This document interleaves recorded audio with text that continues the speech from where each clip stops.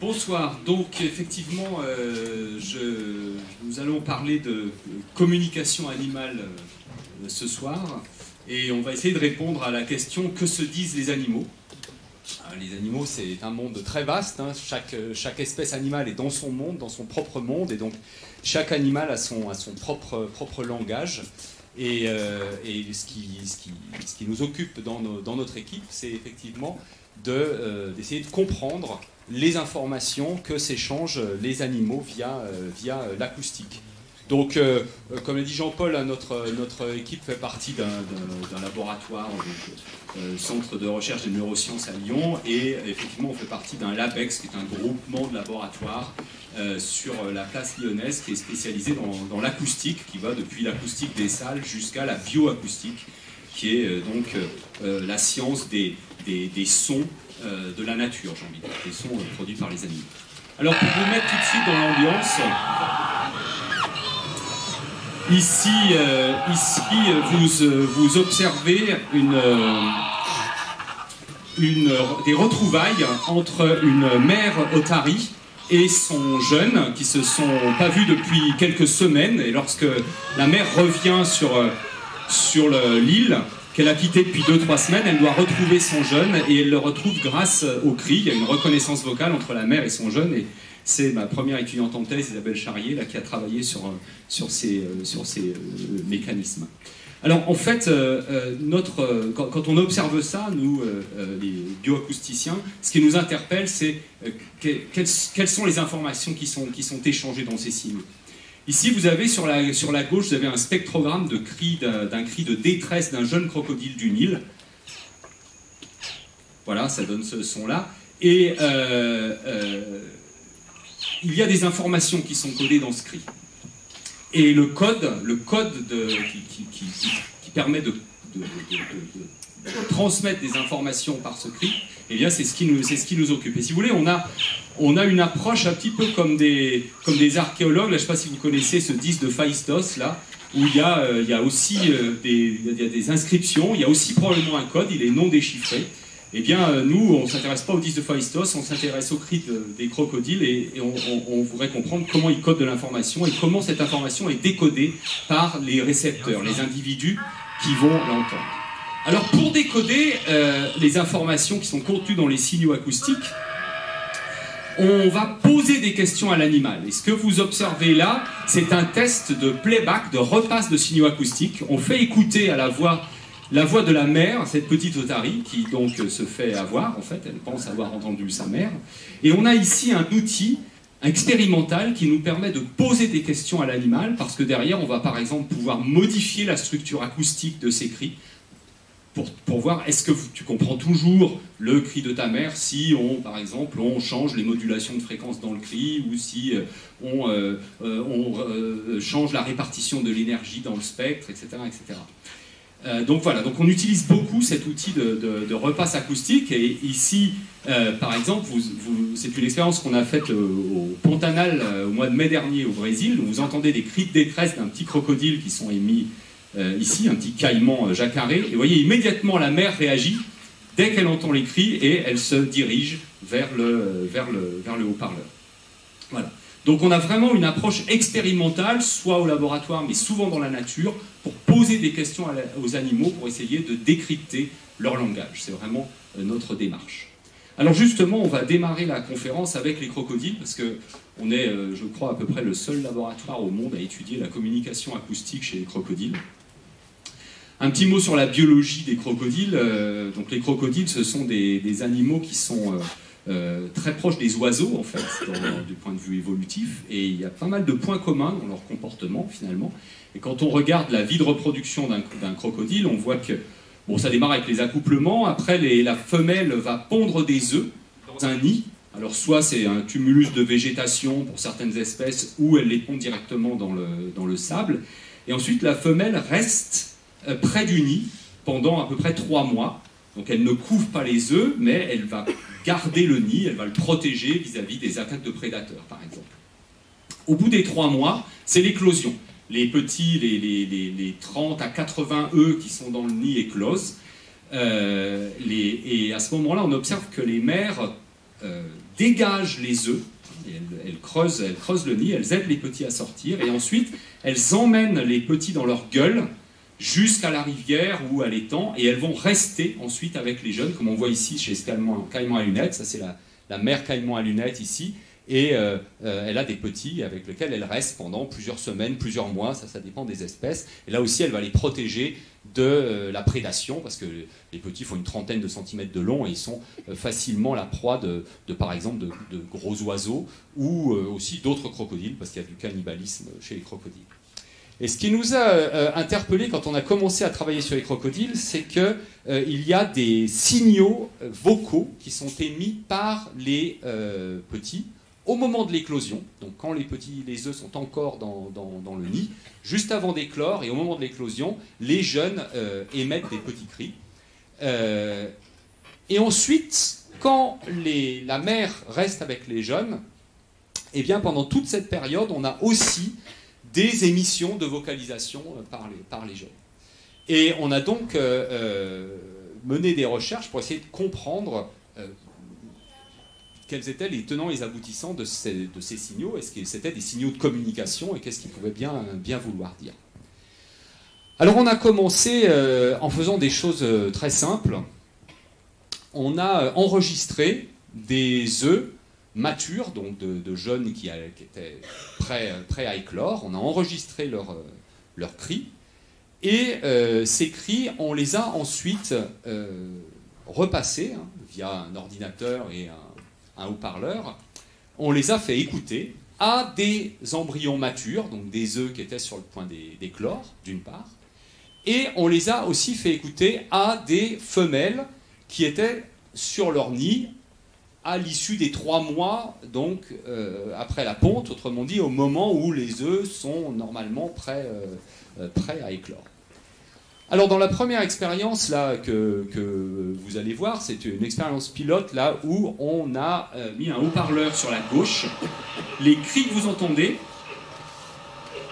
c'est l'enregistrement que l'on repasse de cris d'éclosion. Et qu'est-ce qu'on observe? On observe qu'en réponse à ces cris d'éclosion, eh bien, le petit qui était prêt à éclore, effectivement sort de l'œuf et répond à ces cris, et est très intéressé par les cris qui sortent du haut-parleur. D'accord? Donc, quel est l'effet de ces cris finalement? L'effet de ces cris, c'est que quand les œufs sont prêts à éclore dans un nid, vous avez plusieurs dizaines d'œufs prêts à éclore dans un nid, et que vous avez des jeunes qui commencent à sortir de l'œuf et à pousser des cris, eh bien les autres vont également se mettre à vocaliser et surtout vont aussi sortir de l'œuf. Donc ça va permettre de synchroniser en fait les éclosions à l'intérieur du nid. D'accord ? Et tous les petits vont pouvoir sortir à peu près en même temps grâce à ces signaux qui sont transmis entre les jeunes. Mais ça n'est pas la seule fonction de ces signaux. La seconde fonction de ces signaux, c'est d'informer la mère que les petits sont en train de sortir. Et dans l'expérience que vous allez voir qui est dans cette petite vidéo, c'est une expérience qui a été réalisée dans un parc zoologique à la ferme aux crocodiles à Pierre-Latte, que je ne sais pas si vous connaissez peut-être, où ils ont des femelles chaque année qui pondent des œufs dans le sable. Donc nous, on est arrivé à la fin de la saison de maturation des œufs, c'est-à-dire après les 3 mois après la ponte. Dans ce zoo, ils enlèvent les œufs. Donc les femelles restent sur les nids, mais alors que les œufs ne sont plus là. Donc nous, ce qu'on a fait, c'est qu'on est descendu dans la fosse. On est à plusieurs, bien sûr. Il y en a un qui écarte la femelle avec une pelle, et pendant que d'autres creusent, enterrent un haut-parleur à l'endroit où devraient se trouver les œufs, rebouchent le système, ensuite on s'en va, on laisse la femelle revenir sur le nid, et puis au bout d'un certain moment, eh bien, on joue nos signaux. Donc on a joué soit des cris d'éclosion de crocodiles du Nil, soit des petits bruits. Donc au lieu d'avoir les on faisait des pouf, pouf, pouf, pouf, c'est-à-dire des choses qui n'avaient rien à voir avec le cri de crocodile, qui respectaient juste le rythme. Et ce qu'on a observé, c'est qu'en réponse au bruit, on n'obtenait jamais aucune réaction de la part des mères, alors qu'en réponse au cri de crocodile, eh bien voilà le comportement que l'on induit. C'est-à-dire immédiatement, les mères se mettent à creuser le sable et vont dégager le sable jusqu'à trouver le haut-parleur qui est en train d'émettre les cris des jeunes. Donc on a ici la démonstration expérimentale que ces cris d'éclosion, ce ne sont pas de simples artefacts hein, de jeunes qui sortiraient et puis qui émettraient, on ne sait pas pour quelle raison, ce genre de vocalisation. Ce sont de vrais signaux. Ce sont de vrais signaux qui, d'une part, permettent de synchroniser les éclosions et, d'autre part, induisent les premiers soins maternels, ce qu'on appelle les soins maternels en biologie, c'est-à-dire le premier investissement de la femelle qui va consister à aller chercher les jeunes, à les aider à sortir des œufs. Souvent, on voit les femelles qui croquent un peu les œufs pour briser aider les jeunes à sortir en brisant la coquille, et ensuite emmener les jeunes donc, au plan d'eau et rester ensuite avec eux. Voilà. Ça va? Je ne vais pas trop vite, non? Bon. Alors ensuite, ce qu'on a voulu un peu explorer, ce sont les communications entre la mère et les jeunes après l'éclosion. Et ça, c'est irréalisable en captivité parce il n'existe pas de parc zoologique où les femelles restent avec leurs jeunes suite à l'éclosion. Dans les parcs zoologiques, les animaux sont en trop grande densité. Comme je vous le disais, il y a du cannibalisme chez les crocodiles. Donc des jeunes qui seraient laissés dans les bassins où naviguent des tas de crocodiles adultes, ils auraient très très peu d'espérance de vie. Donc pour explorer ces communications mère-jeune post-éclosion, il fallait aller sur le terrain, au plus proche de ce que vivent les animaux. Ça tombe bien, dans mon labo, on aime bien aller sur le terrain. Donc ce n'était pas un très gros effort pour nous. Donc on a monté une première mission au Guyana. Donc ça, c'est l'Amérique du Sud. Vous avez probablement ça en tête, avec ce grand pays qu'est le Brésil. Et ici, vous avez les 3 Guyanes, la Guyane française, le Suriname et l'ancienne Guyane britannique, qui est le Guyana, qui est un pays extrêmement sauvage, où il n'y a pratiquement pas de touristes, on va dire. Et nous avons travaillé sur cette rivière, qui est la rivière Rupununi, où nous avons rejoint Peter Taylor, qui est un collègue américain qui travaille sur un crocodilien, qui est le caïman noir. Alors, le caïman noir, c'est un grand crocodilien, hein, puisque les adultes font très facilement 3,50 m, 4 m, 5,50 m. 5 mètres, je ne sais pas si vous imaginez ce que c'est, mais c'est long. Hein. Donc ça fait partie des espèces mangeuses d'hommes, hein. C'est vraiment un gros crocodile. Et l'intérêt de cet endroit, c'est que sur la rivière Rupununi, nous avions des familles de crocodiles, des familles de caïmans. Qu'est-ce que c'est qu'une famille de caïmans? C'est une femelle avec ses petits. Et ce qui nous permettait de tester, de faire des expériences indépendamment sur plusieurs femelles, sur plusieurs familles de caïmans. Parce que les crocodiliens sont des top prédateurs, comme on dit, c'est-à-dire des animaux qui sont vraiment des prédateurs extrêmement efficaces et qui ont donc des capacités cognitives, hein, l'intelligence, si vous voulez, très développées. Et ils apprennent extrêmement vite que des gens qui arrivent en barque et puis qui posent un haut-parleur, qui émettent des sons, eh bien, c'est quelque chose de pas normal qui se passe et ils finissent par vous ignorer et à ne plus répondre aux signaux.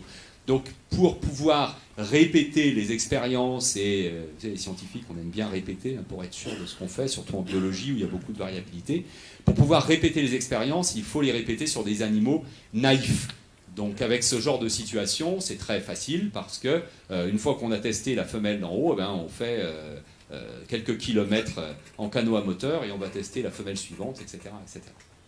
Voilà, alors qu'avons-nous fait là-bas? Alors, dans les conditions de terrain, il ne faut jamais être très ambitieux hein, parce que vous avez beaucoup de petits problèmes logistiques à gérer. Donc on a fait quelque chose là encore d'assez simple. Hein. On a enregistré les bébés caïmans noirs dans 2 situations. La première situation, ce qu'on a appelé le contexte non perturbé. Il faut vous imaginer que sur cette rivière Rupununi, quand vous voyez une famille de caïmans, la femelle est en principe au milieu de la rivière. C'est assez grande, un gros animal au milieu de la rivière.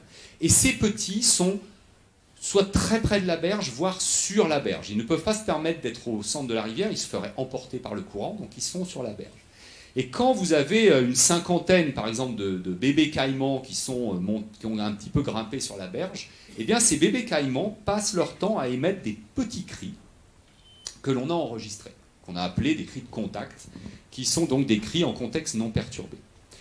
Et puis on a enregistré les mêmes bébés caïmans dans une autre situation, où on a mimé une attaque de prédateurs. C'était une attaque sympathique, hein, parce qu'on prenait les petits par la queue et puis on les enregistrait, c'est tout, on leur faisait pas mal, mais disons qu'on les stressait, hein, c'était un contexte où ils étaient très stressés, et on enregistrait à ce moment-là le cri qu'ils émettaient. Et vous allez entendre maintenant ces deux types de cris. Alors le cri de contact, voilà, un petit cri assez doux, et puis le cri de détresse. Voilà, c'est un cri qui est plus aigu, le cri de détresse, comme on le voit sur ces spectrogrammes, là, vous avez plus d'énergie dans les hautes fréquences, c'est un cri qui est plus modulé en fréquence, c'est-à-dire qu'au lieu de faire juste il va faire il va être plus modulé en fréquence. Quand on fait l'analyse, je vous passe les détails de l'analyse acoustique, mais quand on analyse tous ces signaux, on voit que c'est des signaux qui sont de la même famille, hein, ce sont des signaux on dit complexes, avec des harmoniques, légèrement modulés en fréquence. C'est la même famille de signal, mais on a une gradation entre les signaux de contact et les signaux de détresse. Voilà. Ça, c'est ce que dit l'analyse, l'enregistrement, puis l'analyse acoustique. Maintenant, ce qui nous intéresse, c'est est-ce que ça a valeur d'information, ça? Est-ce que les animaux se servent de ça pour décoder une information correspondant à une certaine situation? Pour le savoir, la solution, c'est d'aller poser la question à l'animal. Donc, expérience de playback. Alors, ces expériences en milieu naturel, hein, là aussi, c'est assez compliqué à mener, mais enfin, le principe, il vous est illustré sur cette diapositive. C'est-à-dire nous sommes dans la barque, nous, avec Amélie, là, qui était une étudiante doctorante aussi avec nous. Et on a posé un haut-parleur sur la berge, à une dizaine de mètres du groupe de petits caïmans.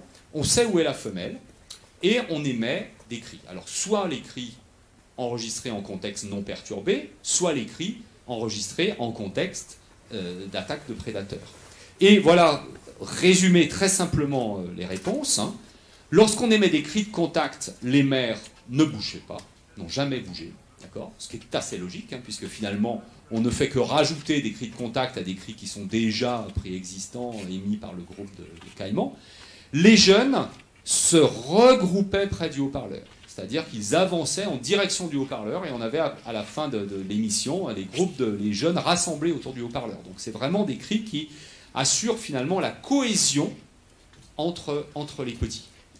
Lorsqu'on émettait les cris de détresse, les jeunes restaient immobiles, émettaient des cris de détresse eux-mêmes, et les mères avaient des réactions extrêmement fortes. Je peux vous garantir que quand un caïman noir a une réaction forte, vous ne pouvez pas la louper, hein, parce que donc elle fonce sur le haut-parleur en faisant des rugissements, des choses comme ça, hein, et elle arrivait sur le haut-parleur. Voilà. Et donc pour la mère, c'est pas la même chose. Un cri de contact, un cri de détresse, il y a un moment, elle fait un choix. Hein. Dans un cas, elle considère que la situation est normale, et dans l'autre cas, c'est un signal qui a une valeur de détresse. Elle doit y aller, hein, parce que les petits sont en danger. Donc vous voyez que ici, on a un petit répertoire vocal, finalement, hein, avec des cris. Un petit répertoire simple, hein, avec deux types de cris, qui permet de cibler un auditeur. Hein. Soit j'envoie une information vers mes frères et sœurs pour qu'on reste en contact les uns avec les autres, soit je suis en danger et j'envoie une information en détresse et j'ai une réponse de la part de la mère. Voilà. Donc, ces jeunes produisent un cri dont ils peuvent moduler les caractéristiques. Hein. Donc, ils ont un répertoire qu'on appelle gradué, c'est-à-dire qu'on peut passer d'un cri à l'autre. Et ce que montre cette petite étude, c'est que les signaux acoustiques animaux peuvent coder une information de type dynamique. D'accord ? C'est une information de type dynamique, c'est-à-dire qu'en fonction de la situation, je vais pouvoir moduler mon signal pour informer sur la situation des auditeurs qui derrière vont pouvoir exprimer des réponses qui m'intéressent. Information dynamique. Maintenant, on va changer complètement de modèle pour aller voir un autre type d'information codée par les signaux animaux. Cette fois-ci, je vous emmène, alors on reste toujours en Amérique du Sud, mais je vous emmène au Brésil, dans une forêt qui s'appelle la forêt atlantique, dont il ne reste malheureusement plus que 1% de la surface originelle, donc il n'y a plus grand-chose, mais bon. Et dans cette forêt, nous avons travaillé sur une petite fauvette qui s'appelle la paruline à sourcils blancs. Et cette paruline à sourcils blancs, eh bien, les mâles établissent des territoires qui font à peu près 100 mètres de diamètre, qu'ils défendent en chantant. Il faut voir que la forêt atlantique, c'est une forêt qui est très dense, hein, c'est une forêt tropicale, hein, c'est une forêt dense, donc la visibilité à longue distance est nulle, hein, on voit très très mal à longue distance, et donc l'acoustique, pour ça, c'est vraiment le moyen de communication le plus efficace. Et donc, les mâles défendent leur territoire avec des chants, ils attirent aussi des femelles une femelle sur leur territoire. Alors, pour vous rendre compte du problème que rencontre cet oiseau, voici, je vais vous faire écouter un enregistrement du chant transmis après 100 mètres de distance. Là, vous venez de l'entendre, c'est un chant qui a été enregistré à quelques mètres de l'oiseau, d'accord? Donc il est très pur, hein, très non dégradé. Maintenant, si ce chant, vous l'émettez d'un haut-parleur et vous allez le réenregistrer à 100 mètres de distance, vous allez entendre ça.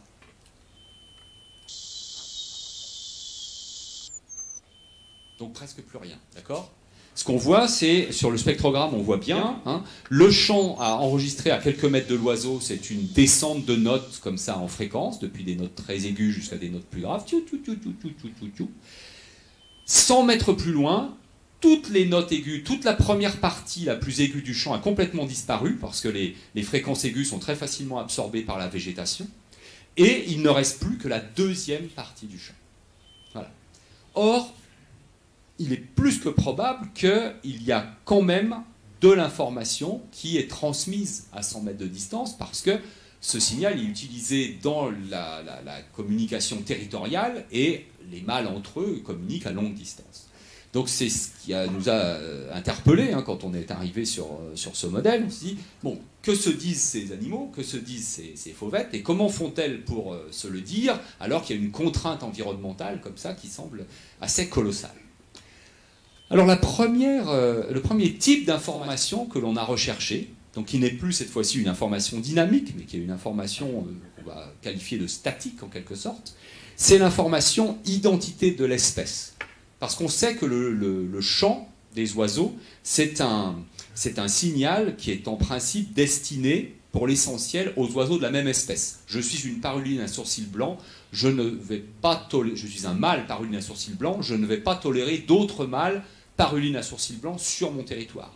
Si c'est une autre espèce, je ne suis pas en compétition avec elle, c'est pas grave. Mais si je suis en compétition avec un mâle de mon espèce, là, je ne veux pas le voir sur mon territoire. Donc l'identité de l'espèce, c'est important. C'est aussi important pour les appariements reproducteurs. Il est important que la femelle paruline à sourcils blancs reconnaisse les mâles paruline à sourcils blancs.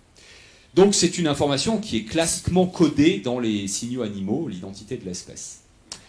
Alors pour trouver comment est codée cette information, eh bien, nous avons eu une démarche très expérimentale en utilisant à la fois de l'analyse acoustique et des expériences de playback avec des signaux modifiés. Alors là, ce que vous entendez, c'est le signal naturel. D'accord ? Voilà. Quand on enregistre plusieurs mâles de paruline à sourcils blancs et que l'on compare entre leurs différents chants, on trouve qu'il y a un point commun entre tous ces chants. Tous ces chants respectent cette espèce de construction là où les notes sont accrochées le long d'une modulation de fréquence descendante. C'est-à-dire qu'on part depuis des notes aiguës jusqu'à des notes graves. Tous les chants de paruline à sourcils blancs respectent cette règle. Donc on s'est dit, si ça c'est le point commun, le plus petit commun dénominateur, si vous voulez, des chants de paruline à sourcils blancs, c'est peut-être là qu'est le code identité de l'espèce. Donc on a commencé de construire des signaux de synthèse pour tester cette hypothèse. Et un premier signal qu'on a construit, c'est un signal dans lequel on a mélangé toutes les notes de la paruline. Si vous faites ça vous testez par exemple un troglodyte mignon chez nous et que vous mélangez les notes de troglodyte mignon, ben vous continuerez d'avoir des réponses, des réponses territoriales de troglodyte mignon. Vous ne cassez pas le code. Si vous faites ça avec un signal de paruline, donc c'est ce qu'on a fait, et que vous mettez votre haut-parleur au milieu du territoire de la paruline, si on émet le signal témoin, là, le signal de base, un chant d'une autre paruline enregistré à quelques kilomètres de là, on a immédiatement une réponse territoriale très forte du propriétaire du territoire. Il fonce sur le haut-parleur, il se met à chanter, etc. Si on lui passe ce signal désordonné, là, où toutes les notes sont dans un ordre aléatoire, eh bien, on n'obtient plus de réponse de l'animal. Donc on a cassé le code.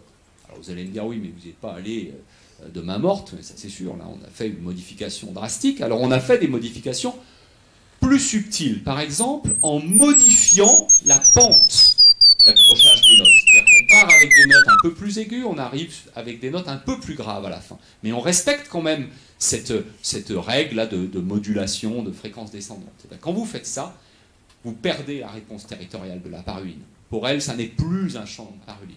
On peut le faire dans l'autre sens, hein, c'est-à-dire en diminuant la pente.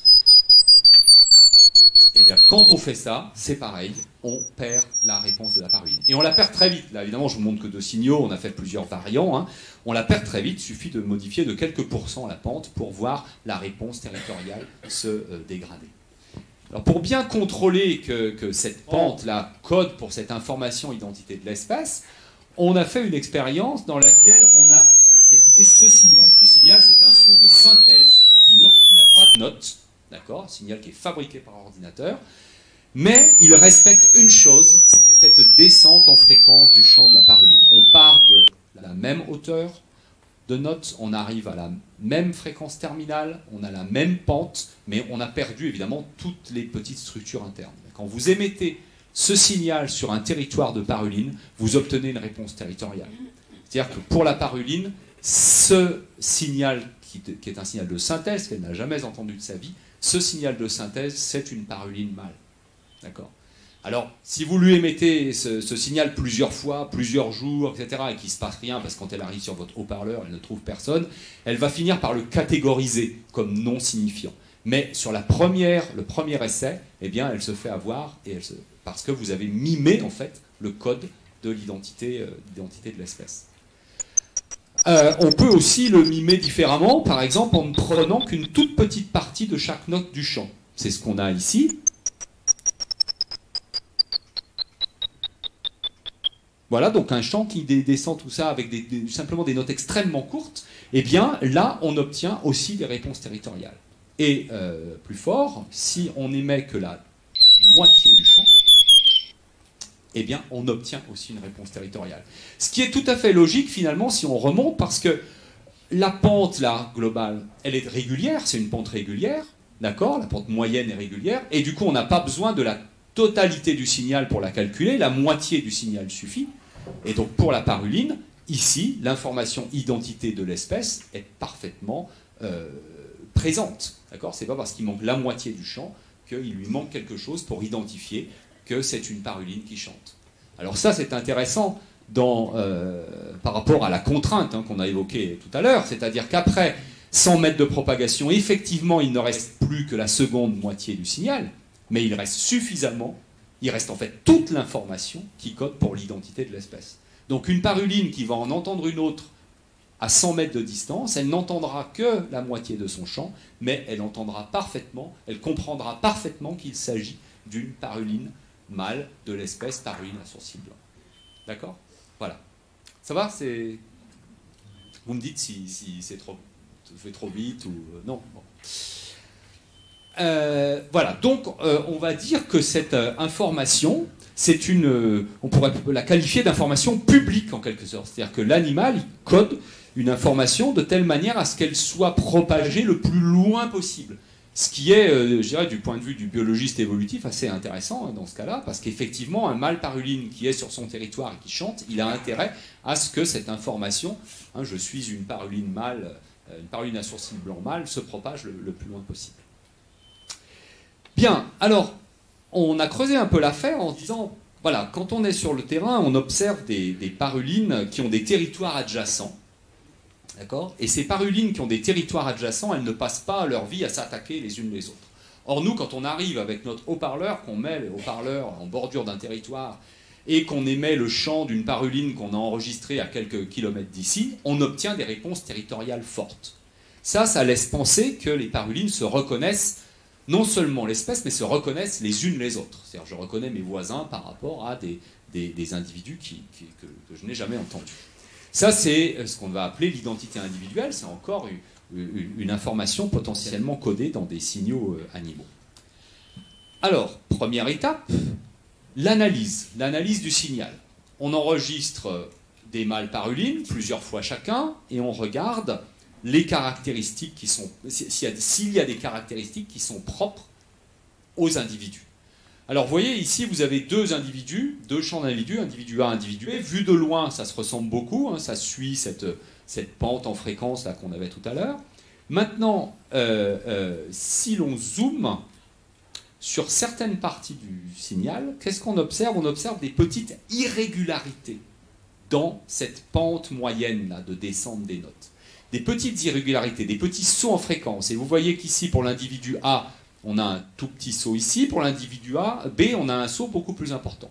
Et ce qu'on a observé par l'analyse des champs, c'est que pour un même individu A, si on enregistre 10 champs de cet individu, les 10 fois, on va retrouver ce tout petit saut en fréquence, alors que chez l'individu B, sur les 10 champs de l'individu B, on trouvera le grand saut en fréquence. Autrement dit, il y a une constance individuelle dans ces petites ruptures de pente que l'on peut observer.